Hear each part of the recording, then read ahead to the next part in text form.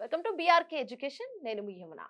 History faculty నిపుణ columnist Suresh Kumar మనతో ఉన్నారు. రైట్. హలో అండి. నమస్తే అండి.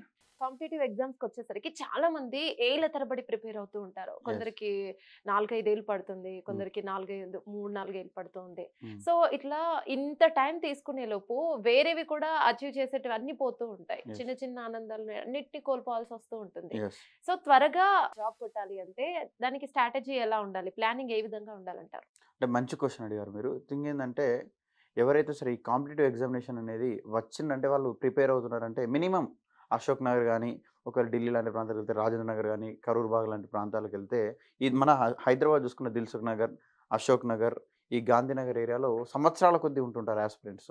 సో ఇక్కడ 2 రీజన్స్. ఒకటి వాళ్ళ యొక్క ప్రిపరేషన్ ఒకటి ఉంటుంది. ఇంకొకటేందంటే ఇప్పుడున్నటువంటి గవర్నమెంట్ గాని ఇవన్నీ అంటే ఏ గవర్నమెంట్ అని, ఈ గవర్నమెంట్ అని కాదు. ఏ గవర్నమెంట్ అని కొంచెం నోటిఫికేషన్‌లో డిలే అవుతుంది. హ్మ్. అంటే కోర్ట్ కేసెస్ కానీ, ఒకవేళ government and public service commissions కానీ, అదర్ రిక్రూట్మెంట్ బోర్డ్స్ కానీ నోటిఫికేషన్స్ ఇవ్వడంలో డిలే అవ్వడం ద్వారా, మళ్ళా ఆ నోటిఫికేషన్ వచ్చిన తర్వాత ఈ యొక్క లీగల్ ఇష్యూస్ కొన్ని రైజ్ అవ్వడము, ఇంకా కొన్ని ఇష్యూస్ ద్వారా టైం పడుతుంది.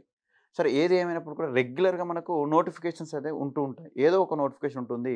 సో, అందరూ ఏం చేస్తుంటారంటే ఒక గ్రూప్ 1 అని నేను గ్రూప్ 1 చదువుతాను. నేను గ్రూప్ 2కే చదువుతానని కూర్చుంటుంటారు. అట్లా కాకుండా మనకు ఏదైతే ఎలిజిబిలిటీ ఉందో ఆ ఎగ్జామినేషన్‌కు ఫస్టు అప్లై చేసి, దానికి సంబంధించినటువంటి సిలబస్‌ను క్లియర్ చేసుకుంటే, ఫస్ట్ ఏదో ఒక జాబ్ వస్తది. 3, 4 ఇయర్స్ ఇందాక మీరన్నారు కదా! 3, 4 ఇయర్స్ టైం పట్టనే అవసరం ఉండదు. అంటే ఈ ఎస్ఎస్‌సి, సీజీఎల్ చాలామంది కాంపిటీటివ్ ఎగ్జామినేషన్ అనగానే ఈ గ్రూప్ 1, గ్రూప్ 2, ఎస్ఐ, కానిస్టేబుల్ అని వెళ్తుంటారు. ఇది 3, 4 ఇయర్స్‌కి ఒక్కసారి లాస్ట్ మనం ఇప్పుడు గ్రూప్ 1 చూసుకుంటే తెలంగాణలో 2011 తర్వాత 2022లో వచ్చింది. అంటే ఒక పుష్కర కాలం అని చెప్పొచ్చు. హ్మ్. సో, ఇలాంటి ఎగ్జామ్‌నే పట్టుకొని కూర్చుంటే కాకుండా, మీరు ఇక్కడ ప్యాటర్న్ చేంజ్ చేసుకోండి. సో, అంటే నీ గ్రూప్ 1 డ్రీమ్ అంటే గ్రూప్ 1 మీద కూర్చోండి. బట్ అంతకుముందు మనకు 10 ఇయర్స్, 11 ఇయర్స్ టైం వేస్ట్ చేసుకోవడం కన్నా, ఈ అదర్ పబ్లిక్ సర్వీస్ కమిషన్స్ కానీ, అంటే మనకు స్టేట్ పబ్లిక్ సర్వీస్ కమిషన్‌లో గ్రూప్ 2 గాని, గ్రూప్ 3 గాని, అదర్ అదర్ రిక్రూట్మెంట్ బోర్డ్స్ ఉంటాయి. సో, మనకు పోలీస్ రిక్రూట్మెంట్ బోర్డ్ గాని, గురుకుల బోర్డ్ మొన్నటి వరకు సెపరేట్‌గా ఉండేది. సో, అదే కాకుండా SSC, CGL, RRB, so, railway, banking లాంటివి ఉంటుంటాయి. అవి రెగ్యులర్ నోటిఫికేషన్స్ ఉంటాయి. అటువైపు ఫోకస్ చేస్తే ఈజీగా అయిపోతుంది. ఇంకోటేంటంటే నోటిఫికేషన్ వచ్చినటువంటి అప్పుడే పాస్ అవుట్ అయ్యి ఉంటారు. నోటిఫికేషన్ వచ్చి ఉంటుంది. సో, వాళ్ళు ఎలా క్లియర్ చేయాలంటే ఫస్ట్ వాళ్ళు తెలుసుకోవాల్సిందేంటంటే ఒకటి సిలబస్ షీట్. హ్మ్. ఇప్పుడున్నటువంటి ఆస్పిరెంట్స్ గమనించేదేంటంటే అసలు ఎవరు కూడా ప్రాపర్‌గా సిలబస్ షీట్ చూడకుండా బయట పబ్లికేషన్స్ దగ్గరికెళ్ళి బుక్స్ అంటే మార్కెట్‌లో ఉన్నటువంటి ఈ యొక్క లైబ్రరీ బుక్ స్టాల్స్ దగ్గరికెళ్ళి వాళ్ళెళ్ళి ఒకటే మేము ఎక్స్‌వైజెడ్ ఎగ్జామినేషన్ అంటే మేము గ్రూప్ 2 ఎగ్జామినేషన్ కోసం ప్రిపేర్ అవుతున్నాం. ది బెస్ట్ బుక్స్ ఇయ్యన్నా అని బుక్ స్టాల్ ఆయనని అడుగుతారు. హ్మ్. బుక్ స్టాల్ ఆయనని అడిగితే ఏమొస్తుంది? తనకెందులో ఎక్కువ మార్జిన్ ఉంటే ఆ బుక్స్ నీకు అమ్మడానికి ప్రయత్నిస్తాడు. అవును. మనం ఎప్పుడైతే సరే కాంపిటీటివ్ ఎగ్జామినేషన్‌లో ఈజీగా అనేది కొంచెం కష్టమే కానీ, ఎర్లీగా సక్సెస్ రావాలంటే, మనం ఏమి చదువుతున్నామో, మనకొక అవగాహన ఉండాలి. మనం ఏ ఎగ్జామ్ ప్రిపేర్ అవుతున్నామో, ఆ ఎగ్జామ్ పైన మనకొక అవేర్‌నెస్ ఉండి, ఫస్ట్ ఆ ఎగ్జామ్ యొక్క సిలబస్ షీట్ తీసుకోవాలి. ఆ సిలబస్ షీట్ తీసుకొని, ఆ సిలబస్‌లో ఉన్నటువంటి అంశాలన్నీ ఫస్ట్ మనం వాటిని కొంచెం చదవాలి. ఒకటికి 2 సార్లు చదివి, అందులో ఏ టాపిక్స్ ఉన్నాయో తెలుసుకొని, మార్కెట్‌కెళ్ళి ఒక బుక్ తీసుకొని నా ఎగ్జామ్‌కి సంబంధించినటువంటి టాపిక్స్ ఇందులో ఉన్నాయా? లేవా? అన్ని టాపిక్స్. అంటే సబ్జెక్ట్ వైస్‌గా. ఇప్పుడు హిస్టరీ తీసుకోండి. హిస్టరీలో అన్ని టాపిక్స్ ఉన్నాయా? ఏన్షియన్ హిస్టరీ ఉందా? వరల్డ్ హిస్టరీ ఉందా? మిడివల్ హిస్టరీ ఉందా? మోడర్న్ హిస్టరీ ఉందా? నేషనల్ మూవ్‌మెంట్ ఉందా? లేదంటే తెలంగాణ హిస్టరీ ఉందా? ఏపీ హిస్టరీ ఉందా? అంటే మన సిలబస్‌లో కొన్నిటికి మనకు వరల్డ్ హిస్టరీ ఉండదు. హ్మ్.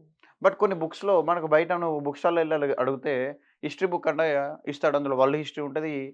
మనకి ఏన్షియంట్ హిస్టరీ ఉంటుంది. మిడివల్ హిస్టరీ ఉంటుంది. మోడర్న్ హిస్టరీ ఉంటుంది. సో, నీకసలు ఇక్కడ వరల్డ్ హిస్టరీ సిలబస్‌లోనే లేనప్పుడు హ్మ్. నువ్వు అది చదివి వేస్ట్.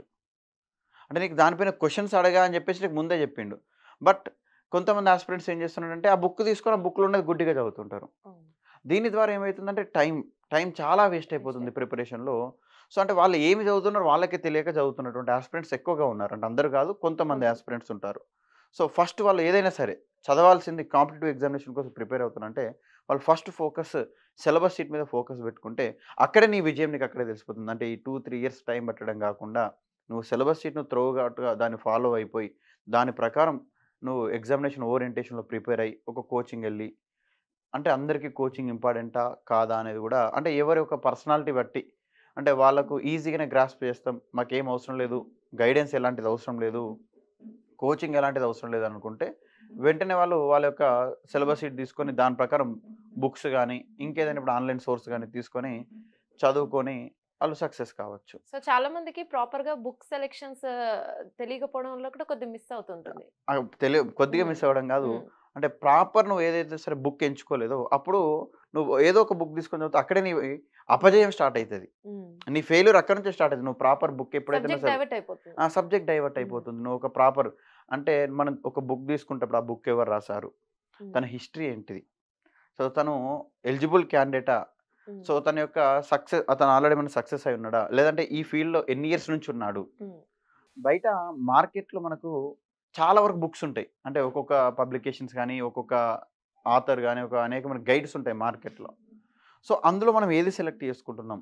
ఆ గైడ్ రాసినటువంటి వాళ్ళు ఎవరు? సో, వాళ్ళకి ఎన్ని సంవత్సరాల ఎక్స్‌పీరియన్స్ ఉంది ఫీల్డ్‌లో? లేదు వాళ్ళేదన్నా ఇంతకుముందు జాబ్ అచీవ్ అయ్యి ఉన్నారా? అనే ఒక అంశాన్ని మనం ఫోకస్ చేసుకొని, అంత మాత్రం వాళ్ళకి అన్ని ఎలిజిబిలిటీస్ ఉండి, అంటే వాళ్ళకి ఎక్స్‌పీరియన్స్ ఉండి, అన్నీ రాసినా కూడా నీ సిలబస్‌లో ఉన్న టాపిక్స్ ఆ బుక్‌లో ఉన్నాయా? లేవా? అని తెలుసుకొని, నువ్వు దాన్ని తీసుకొని చదువుకోవడం స్టార్ట్ చేస్తే, ఆ చదవడం ఒకటే కాదు, ఆ గైడ్ నుంచి నువ్వు ఒక షార్ట్ నోట్స్ రాసుకుంటే, నీకు చాలా వరకు హెల్ప్ అయితుంది. తర్వాత నువ్వేం చేయాలంటే, ఈ యొక్క ప్రిపరేషన్ ఒక స్టేజ్ అయిపోయాక ఆ గైడ్‌ని తీసి పక్కకు పెట్టేసుకొని, మీరు రాసుకున్నటువంటి ఏదైతే షార్ట్ నోట్స్ ఉంటుందో, ఆ షార్ట్ నోట్‌ను మల్టిపుల్ టైమ్స్ చదవడం ద్వారా కూడా మీకు చాలా వరకు హెల్ప్ అవ్వడం జరుగుతుంది. సో, ఇది మనకు బుక్స్‌కి సంబంధించి. ఇంకొంతమంది యాస్పిరెంట్స్ క్వెషనరీ ఏముంటుందంటే చాలామంది ఈ యొక్క అశోక్ నగర్ గాని, ఈ దిల్సుఖ్ నగర్‌లో చాలామంది టెస్ట్ సిరీస్, హ్మ్.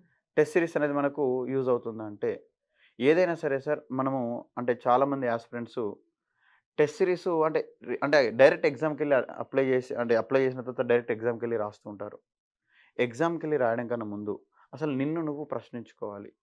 నువ్వు ఏ స్టేజ్‌లో ఉన్నావో నీకు తెలియాలంటే ఎగ్జామ్‌కెళ్ళే ముందు టెస్ట్ సిరీస్ లాంటిది కూడా మనము ఏదైనా సరే అది ఫ్రీదైనా సరే, యూట్యూబ్‌లో అయినా సరే, టెలిగ్రామ్‌లో ఇప్పుడు నంబర్ ఆఫ్ సోర్సెస్ ఎక్కువగా ఉన్నాయి.